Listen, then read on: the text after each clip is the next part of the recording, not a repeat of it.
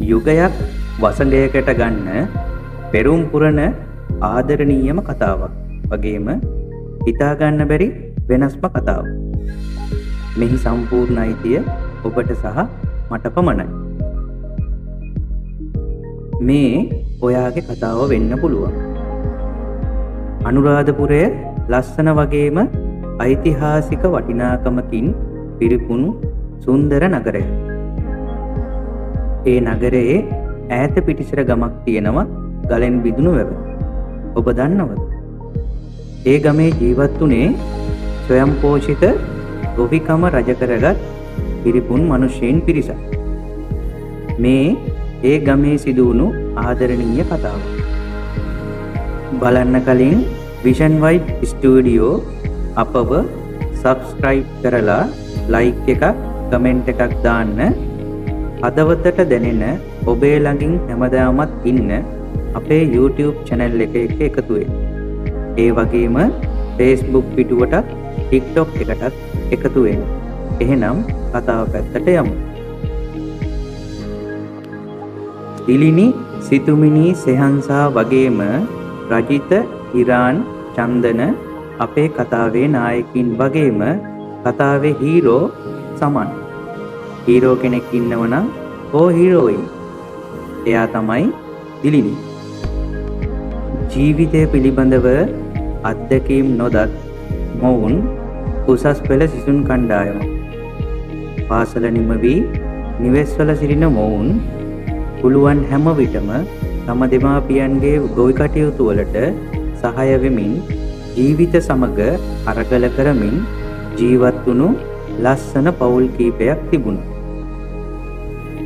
හැමදාමත් වගේ දිනක් පාසල් යන දිලිනි, සිතුමිනි, සෙහන්සා, රජිත, ඉරාන්, චන්දන එදා පාසලේ අවසන් කාර්තුවේ නිවාඩු දෙන දවසයි.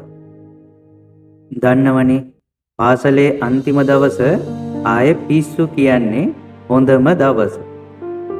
ඉගෙනීමටත් දක්ෂ මෙයාලා හැමෝම එකිනෙකාට නොදෙවෙනි ලකුණු අරන් ගියත් දෙමාපියන්ට මෙහි තේරුමක් තිබ්බේ නැහැ. මොකද පොළවත් එක්ක පොරබදන මේ ජීවිත තුල තිබ්බේ පුංචි ලෝකයක්.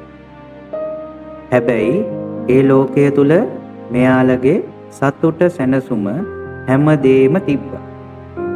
කිසිම දිනක මේ පවුල් අය වගේම ඔවුන් අතර රණ්ඩු තිබ්බේ නැහැ. මොකද එයාලා හැමදාමත් එකටම පොඩි කාලේ ඉඳන්ම හිටිය වගේම මොවුන්ගේ අම්මලා තාත්තලාත් ඒ විදිහමයි. මේ හැමෝටම තිබ්බා හැබැයි අරමුණක්. ඒ අරමුණු ඉස්සරහදී ඔයාලා තේරුම් ගන්න. පාසලේ නිවාඩු කාලය පන්තිවලට සහභාගී වන අපි යන්නේ හැමදාම එකට.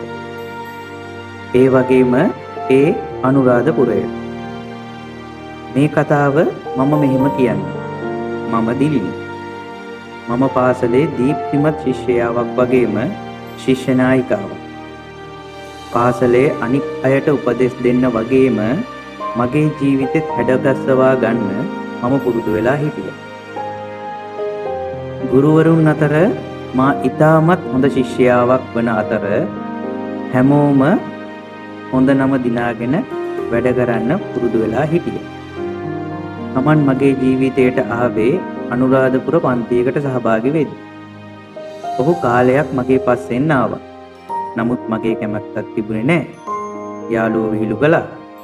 එයාගේ නම කියලා මං ගණන් ගත්තේවත් නැහැ. මම හිතුවා මගේ අම්මගේ තාත්තගේ දුක වේදනාව මේ මහ පොළව එක්ක පොරබදන එක නැති කරගන්න. මට අවශ්‍ය වුණේ හැමෝගෙම හොඳ නමක් දිනාගත් මම කවදාවත් කිසිම දෙයකට සම්බන්ධකමක් ඇති කරගන්නේ නැහැ කියලා. සමන්ට මාව දවසක් මුණ ගැහෙන්න ඕන කියලා පුංචි චීට් එකක් එව්වා. ඒ චීට් එක ගෙනත් දුන්නේ සමන් නෙවෙයි. එයාගේ යාළුවා පබිලිස්. පබිලිස් කිව්වට ඔයාලා දන්නේ නැහනේ. එයාගේ නම පසිඳු. බයෝ පන්ති ඉවර වෙලා මම බස් එකට යන්න මගේ යාළුවෙක් එක්ක ඉද්දී ඔහු මගේ ළඟට ඇවිත් මෙහෙම කිව්වා. දිලිනි, ඔයා ඉගෙන ගන්න. මම ඔයාගේ ඉගෙනීමට බාධාවක් වෙන්නේ නැහැ. මමත් ඉගෙන ගන්නවා. නමුත් එක වතාවක් මගේ දිහා බලලා කැමතියි කියන්න. මම ඔයා වෙනුවෙන් බලන් ඉන්නවා. බස් එක ආපු නිසා බයෙන් බස් එකට නැග්ගා. මං හොරෙන් බැලුවා. නමුත් සමන් සියල්ලම නැති වුණු විදියට ආපසු බලන්නේ නැතිවම යන්න ගියා. මං ගෙදර ගියාම මට සමන් කියපු දේ ගැන කල්පනා වුණා. අවස යාළුවෝ ටික එකතු වුණාම සමන් පව්බං කොච්චර ඩීසන් කොල්ලෙක්ද කිව්වා. නමුත් මගේ යටිහිත ඉඩ දුන්නේ කිසිම දෙයක. මේ හැම දෙයකටම වඩා මගේ ටාගට් එක වෛද්‍යවරියක් වෙන එක. දිනක් සමන් මට ලියුමක් ලියලා බස් එකට නැගලා දුන්නා. ඒකේ හරි ලස්සන වචන කීපයක් තිබ්බා. ඔයාගේ හිතේ ආලෝකය මගේ අනාගතේ පාර පෙන්නන කැම්පස් එක. මට හිතුණා සමන් එයාගේ ජීවිතෙත් හදාගෙන මගේ ලෝකෙටත් සතුටක් ගෙනයි කියලා. ඉතින් දවසක් A level පටන් ගන්න මාසෙකට කලින් මම සමන්ට කිව්වා කැමති. හැබැයි ඔයත් ඉහළින්ම විභාගය පාස් වෙන්න ඕන. කොහොම හරි ඔයාට පුළුවන්. වගේම අපිට පුළුවන් කියලා ඉබේටම කියවුණා. A level ඉවර වෙලා ඒ කාලේ අපි යාළුවෝ ඔක්කොම විභාග ප්‍රතිඵල එනකන් කුඹුරු වල අත් උදව් දුන්නා. මට හිතුණ සමන්ව දකින්න තිබ්බනම් කියලා. එහෙම හිතෙද්දී සමන් ගැන මම රජිතකින් ඇහුවේ රජිත පොඩි දෙයක් තියෙනවා අහන්න. රජිත කිව්වා කියපන්. මොකද්ද? පිතුමිනී කිව්වා ඇඹරෙන්නේ නම් හොඳ දෙයකට නෙවෙයි කියලා. සෙහන්ස මගේ ළඟම කෙනා හැමදේම මම සෙහන්ස එක්ක කියන නිසා සෙහන්ස කිව්වා රජිත සමන්ව දන්නවනේ. අන්න ඌ ගැන මේ අහන්නේ කියලා. රජිත කිව්වා අම්මා සමන ගැනද? සමන බං කාලෙකින් ගන්නත් බැරි වුණා. ඉඳපන් හිරාණයට කියන්න සමනගේ නම්බරේ ඉල්ලගන්න කියලා. මට ඇත්තටම ඉවසුමක් නැති වුණා. ජීවිතේ පළවෙනි වතාවට අමුතු හැඟීමක් ආවා. මට ඒ වෙලාවේ රජිතව ඉඳින්න හිතුණා. අනේ බං thank you කියලා. නමුත් අපි යාළුවෝ වුණාට මම කෙල්ලෙක් එයා කොල්ලෙක් කියන හැඟීම මගේ හිතේ තිබ්බා. මේ අතරේ අපේ අම්මා කෑම කුඹුරට ගේන ගමන් ඉරානොයි චානක්‍යයි චානක්‍ය කියන්නේ චන්දනට හේතුව පොර අපේ සෙට් එකේ මහදන මුත්තා. අම්මා එක්කම කෑම ගේන ගමන් තමයි හිටියේ. ඉරානය මෙහෙ වරෙන් ටිකක් රජිත කතා කළා. ඉඳපන් පොඩ්ඩක්. මොකෝ උඹලට බඩගිනිද? ඉඳපන්. අපි කාලත් නැහැ.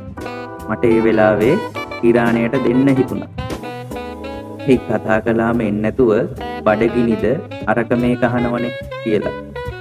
ඌට සිතුමිනී කතා කළා. පොඩ්ඩක් එන්නකෝ කියලා. ආවේ නිකන් සීනි වලට ඇඹලයෝ වහනවා වගේ. මේ හිරා සමනගේ නම්බරේ තියෙද උඹ ගාව? රජිත ඇහුවා. මොකටද බං උගේ නම්බරේ? හිරානේ එහෙම හද්දි මට ඉබේටම කියුණා තියේ නම් දියන්කෝ කියලා. හැමෝම මගේ දිහා අමුතුවට බැලුවා. ඒ වෙලාවේ මට මාරම ලැජ්ජාවක් හිතට ආවා. මොකද හිතන්නේ? සමන් දිලිනී ඊළඟ කොටසේදී හමු වෙයිද? එහෙමත් නැත්නම් මොකක් වෙයිද? ආදරය යනු මොන වගේ දෙයක්ද? ජීවිතයට ආදරය රැකවරණයේ ශක්තිය පරිත්‍යාගයේ වැදගත්ද? ඉතින් අදට කතාව අවසానයි. දෙවන කොටස ආයෙම දවස් 3කින් ඔයාලට ගේනවා. දිගටම එකතු වෙලා ඉන්න. Vision Vibe Studio channel එක එක්ක ඔයාගේ ආදරණීයම channel එක කරන්න. support එකක් දෙන්න. subscribe කරන්න. පහළ තියෙන bell icon එක click කරලා Facebook පිටුව වගේම අපේ TikTok එකේ එක්කත් ඔයාලා දිගටම රැඳිලා ඉන්න. ආදරේ එහෙනම් ඔයාලා හැමෝටම